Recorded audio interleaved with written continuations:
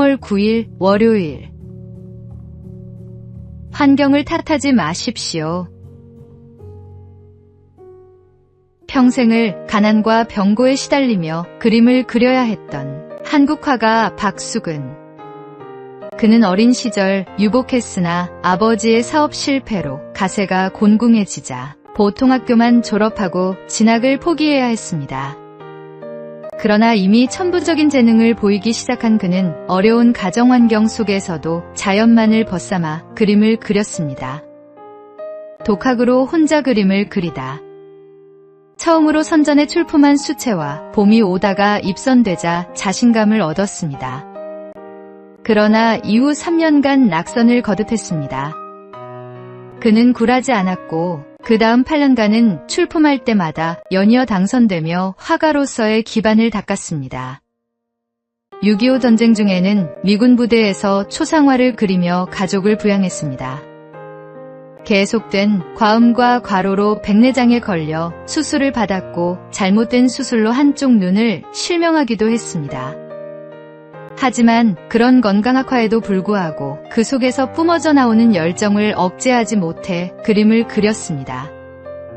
지금은 타계했지만 그의 열정은 그림 그리는 사람들에게 도전을 주었습니다. 환경을 탓하고 현실이 불가능하다는 이유로 꿈을 포기하지 마십시오. 꿈은 꿈꾸는 자에게 돌아옵니다. 오늘의 말씀. 너는 청년의 때에 너의 창조주를 기억하라. 오늘의 만나. 현실의 어려움 속에서도 포기하지 않고 꿈을 향해 나아가는 하루를 보내십시오.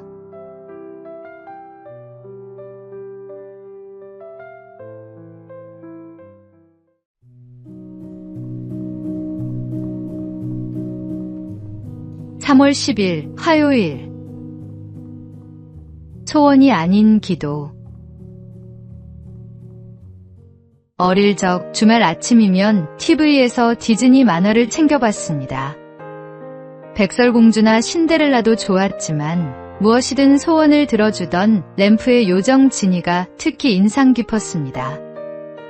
모래바람이 부는 사막 어딘가에 그가 실제로 살고 있을 거라 믿으며 집에 있던 주전자를 문질러 보기도 했습니다. 얼마 전 지니를 각색한 드라마를 보며 스스로에게 질문했습니다. 지금 내 앞에 지니가 나타나 3가지 소원을 묻는다면 무엇을 말할까? 어린 시절처럼 가벼운 소망은 떠오르지 않았습니다. 대신 명료하고 절실한 바람들이 떠올랐습니다.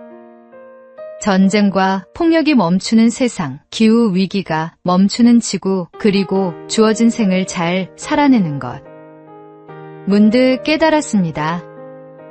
이렇게 명료하고 간절한 바람을 성경은 소원이 아니라 기도라 부른다는 사실을. 소원은 이루어지길 기다리는 것이지만 기도는 그 바람에 합당한 삶으로 나를 이끄는 부르심입니다. 기도는 즉시 이루어지는 기적이 아니라 살아가는 동안 수없이 다짐하며 포기하지 않고 실천하는 간절함입니다.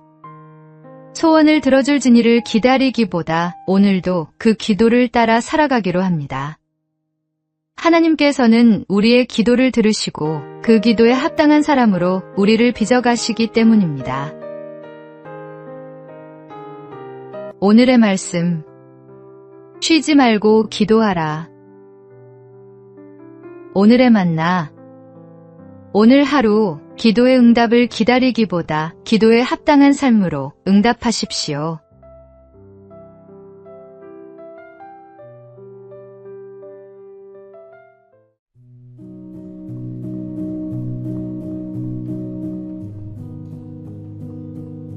(3월 11일) 수요일. 체면보다 진실. 한 중견기업의 팀장이 있었습니다. 프로젝트 막바지에 치명적인 오류가 발견됐지만 그는 회의 자리에서 말을 꺼내지 못했습니다. 지금 말하면 내가 무능해 보일 텐데 라는 생각 때문이었습니다. 결국 일정은 그대로 진행됐고 출시 직후 시스템은 멈췄습니다. 팀원들은 밤새 복구 작업에 투입됐고 회사는 큰 손실을 입었습니다. 사태가 수습된 뒤 그 팀장은 이렇게 말했습니다. 처음 발견했을 때 말했어야 했어요. 그땐 체면이 중요했는데 지금은 사람들에게 미안함만 남았습니다. 체면은 종종 책임감처럼 신중함처럼 가장합니다. 하지만 결정적인 순간에 체면은 도움을 요청하지 못하게 하고 실수를 인정하지 못하게 하며 진실을 가립니다. 누가 봐도 명백한 오류인데 침묵하는 것은 책임감이 아니라 자기 보호입니다. 신앙의 세계에서 체면을 앞세우면 회개가 늦어지고 관계는 멀어지며 하나님의 음성은 들리지 않습니다. 성경은 서로 허물을 인정하라고 말합니다. 체면 때문에 침묵하지 말고 진실 때문에 용기를 내십시오. 오늘의 말씀. 너희 죄를 서로 고백하며 병이 낫기를 위하여 서로 기도하라. 오늘의 만나. 체면 뒤에 숨기보다 진실하게 나의 부족함을 인정하고 도움을 구하십시오.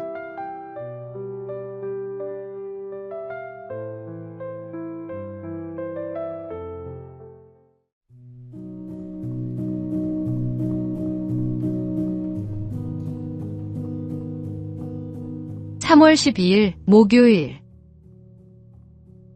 얼굴 없는 이웃. 전북 고창군 흥덕면의 한 낡은 우체통을 통해 얼굴 없는 이웃이 7년째 성금을 보내고 있어 화제입니다. 흥덕우체국 앞 우체통에서 흥덕면장님이라고 적힌 흰 봉투 하나가 발견됐습니다. 우체국 직원이 확인했더니 5만 원권 54장과 1만 원권 1장, 총 271만 원의 현금과 손편지가 나왔습니다. 편지에는 삐뚤삐뚤한 글씨로 흥덕면 가족 중에 힘들고 어려운 분께 전달되었으면 고맙겠습니다 라고만 적혀 있었습니다. 이러한 방식으로 무려 7년 동안 전달된 성금이 1,397만 원. 매번 1만 원권 1장이 빠지지 않는 게 특징인데 성금을 전달해주는 직원들의 노고를 생각한 우편료로 보입니다.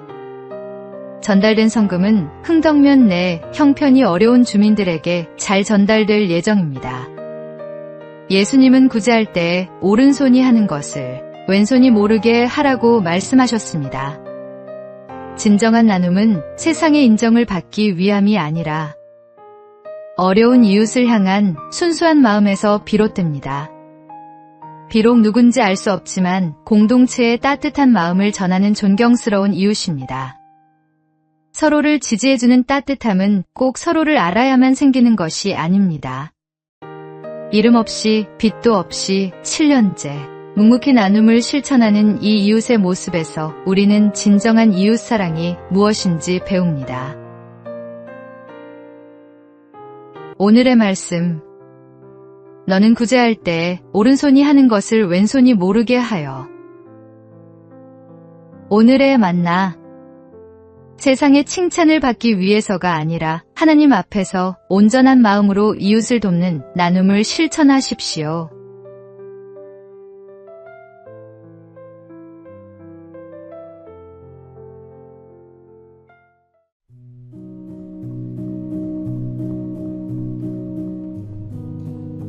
(3월 13일) 금요일. 틀린 것이 아니라 다를 뿐. 배우 차인표와 신혜라는 여러 인터뷰와 간증 자리에서 결혼과 가정에 대해 공통된 이야기를 반복해왔습니다. 두 사람은 사랑이 없어서가 아니라 사랑을 표현하고 느끼는 방식이 서로 다를 수 있다는 사실을 결혼 생활을 통해 배워가고 있다고 말합니다. 차인표는 한 방송에서 사람마다 사랑을 표현하는 방식이 다르다고 했습니다. 누군가는 말로 표현하길 원하고 누군가는 행동과 책임으로 사랑을 전한다는 것입니다. 신혜라 역시 가정은 서로를 바꾸는 곳이 아니라 이해해가는 공간이며 배우자를 통해 자신이 얼마나 다른 존재인지를 배우게 된다고 말해왔습니다. 이 부부가 공통으로 강조하는 것은 한 가지입니다. 가정은 완성된 사람들이 모이는 곳이 아니라 서로 다른 두 사람이 함께 자라가는 자리라는 사실입니다. 그래서 우리가 옳으냐, 상대가 틀렸느냐를 묻기보다 이 사람은 어떤 방식으로 사랑을 느끼는가를 계속 배워가야 한다고 말합니다. 행복은 생각보다 거창한 데서 오지 않습니다. 상대를 내 기준에 맞추려는 마음을 내려놓고 다름을 인정하는 순간 가정은 조금씩 숨을 쉬기 시작합니다. 틀린 것이 아니라 다를 뿐이라는 사실을 받아들이는 것. 그것이 오랜 시간 함께 살아온 부부만이 할 수 있는 담담한 신앙의 고백입니다. 오늘의 말씀. 이러므로 남자가 부모를 떠나 그의 아내와 합하여 둘이 한 몸을 이룰지로다. 오늘의 만나. 배우자의 다름을 인정하고 그 방식으로 사랑을 표현해 보십시오.